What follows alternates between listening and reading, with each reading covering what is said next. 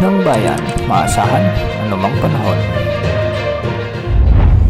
Magandang araw po sa ating lahat. Narito ang update sa lagay ng panahon ngayong araw ng Huwebes, June 6, 2024. Ramdam na muli ang pagbugso ng habagat ngayon sa bansa at posibleng lumakas pa ito sa mga susunod na araw. Bagamat umiiral na muli ang habagat, maraming lugar pa rin ang posibleng makaranas ng mataas na heat index o mainit na panahon o kaya danger level na heat index. Posible ngang pumalo ngayong araw sa 45 degrees Celsius sa may Masbate City, Maasin, Southern Leyte at Butuan, Agusan del Norte. Ngayong araw dahil sa umiiral na habagat ay asahan ang maulap na kalangitan na may mga posibilidad ng mga pag-ulan sa Ilocos Region, Cordillera Region, Zambales, Bataan, Tarlac, Pampanga, Bulacan, Calabarzon, Mimaropa, Western Visayas, Palawan kasama na ang Metro Manila. Ang mga lugar na ito ay posibleng makaranas ng mahina hanggang sa katamtamang makapag-ulan at may posibilidad din ng mga malalakas na pag-ulan at bigla ang pagbaha o kaya na may pagguho ng lupa.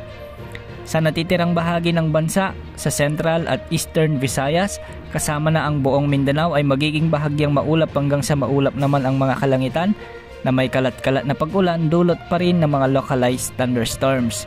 Sa ngayon wala naman tayong nakikita o namomonitor na anumang posibleng sama ng panahon gaya ng bagyo o low pressure area na posibleng makaapekto sa ating bansa sa susunod na 3 hanggang 5 araw. Wala ring nakataas na gale warning sa anumang karagatang sakop ng bansa kaya malaya ang mga mangingisda at may maliliit na sasakyang pandagat na pumalaot sa ating mga karagatan. Samantala, unti-unti muling lumalakas ang habagat at posibleng magpaulan ito sa maraming lugar sa bansa simula sa weekend at sa mga kasunod na mga araw. Ayon sa mga weather models na ating ginagamit, posibleng lumakas pa ang pagbugso ng habagat pagsapit ng susunod na linggo na magsisimula sa weekend at posible ang mga moderate to heavy rains lalo na sa kanlurang bahagi ng bansa.